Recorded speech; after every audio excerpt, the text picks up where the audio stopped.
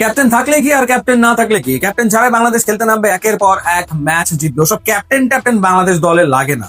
আপনি যদি বাংলাদেশ দল এবং বিসিবির কর্মকাণ্ড পর্যবেক্ষণ করেন তাহলে আপনার এরকমটা মনে হতেই পারে, কারণ ক্যাপ্টেন্সি নিয়ে বিসিবির তাল বাহানা চলমান, কোনোভাবে কেউ সেটা আসলে থামাতে পারছে না। নাজমুল শান্তকে ক্যাপ্টেন্সি থেকে সরিয়ে দেওয়া, আবারও তাকে ক্যাপ্টেন করা, এরপর দেখলাম হচ্ছে টেস্টের ক্যাপ্টেন যিনি তিনি আবার ওয়ানডের ভাইস ক্যাপ্টেন, ওয়ানডের ক্যাপ্টেন যিনি তিনি টেস্টের ভাইস ক্যাপ্টেন। এই বিষয়গুলো তো চলমান রয়েছে। এরপর আবার ক্যাপ্টেনের রোল কি এবং ক্যাপ্টেনের করণীয় কি সেটা সম্পর্কেও যে বিসিবি খুব একটা কেয়ার করে না, সেটাই বোঝা গেল লিটন কুমার দাসের সংবাদ সম্মেলনের বক্তব্যে। অর্থাৎ আয়ারল্যান্ডের বিপক্ষে টি-20 সিরিজের স্কোয়াড ঘোষণা করা হয়েছে, যেখানে শামীম পাটোয়ারি দলে নেই এবং লিটন কুমার দাস সেই ব্যাপারে কোনো কিছু জানে না।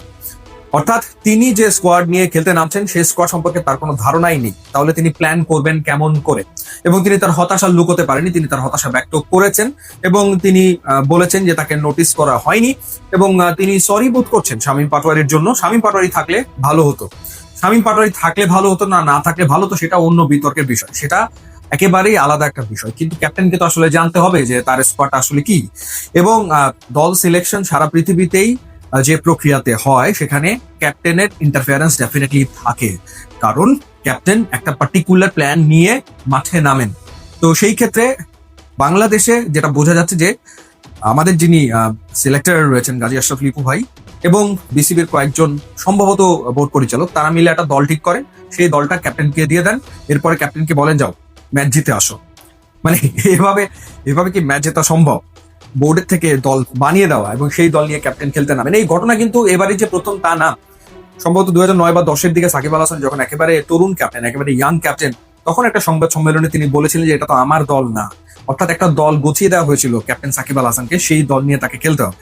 সো প্রসেসটা হচ্ছে যে এখানে সিলেক্টর কিংবা কয়েকজন বোর্ড পরিচালক, ক্ষেত্র বিশেষে বোর্ড প্রধান যিনি থাকেন তিনিও বহুবার নাক গলিয়েছেন, যেখানে তার নাক গলানোর কথা না, তিনি নাক গলান, তারা নাক গলিয়ে একটা টিম বানান, সেই টিমটা তুলে দেন ক্যাপ্টেনের হাতে। রং প্রসেস, পুরোপুরি ভুল। ইনফ্যাক্ট সামনে টি-20 ওয়ার্ল্ড কাপ রয়েছে, সেখানে অবশ্যই ক্যাপ্টেনকে জানতে হবে, বুঝতে হবে। ক্যাপ্টেন জানেন তার দলের দুর্বলতা কোথায়, ক্যাপ্টেন জানেন তার কোথায় কি ধরনের ক্রিকেটারের প্রয়োজন রয়েছে। তো সেখানে তার ইনপুট তো খুবই গুরুত্বপূর্ণ। তার সব ইনপুট ঠিক হবে এমনটা ভাবার কোনো কারণ নাই, কিন্তু তার ইনপুট তো গুরুত্বপূর্ণ।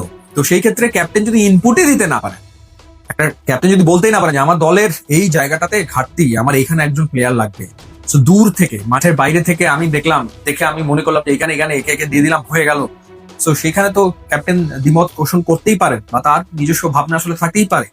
সবচেয়ে বড় ব্যাপার হচ্ছে যে আপনি যে ক্যাপ্টেনকে রেসপেক্ট করেন সেটার প্রমাণ হচ্ছে আপনি দল গঠনের সময় ক্যাপ্টেন একটা মতামত নিচ্ছেন।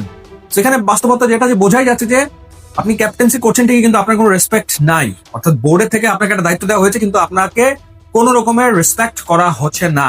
মানে আপনি একজন পুতুল, পুতুল ক্যাপ্টেন হয়ে আপনি মাঠে নামবেন এবং আপনি ওই দলটা নিয়ে পারফর্ম করবেন। এভাবে হয় নাকি? এটা কোনোদিন হয়? কিন্তু এই কালচারই চলমান রয়েছে বাংলাদেশে, যার কারণে মাঠে টিম ক্ষতিগ্রস্ত হয়, মাঠে টিম রেজাল্ট করতে পারে না। যে টিম দেওয়া হয়েছে সেই টিম যদি পারফর্ম না করে তাহলে ক্যাপ্টেন ডিরেক্ট বলতে পারেন, গো অ্যান্ড আস্ক সিলেক্টর, সিলেক্টরদেরকে জিজ্ঞেস করুন যে দল কেন হারলো, দল কেন পারফর্ম করতে পারেনি। অর্থাৎ মানে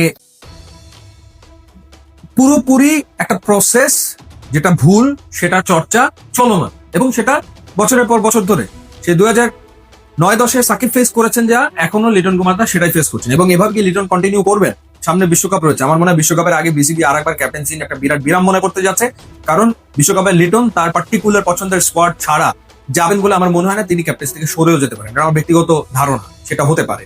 ইউটিউব ইনস্টাগ্রাম লিঙ্ক আছে, আপনার যোগ দিলে খুবই খুশি হবো। And thanks for watching.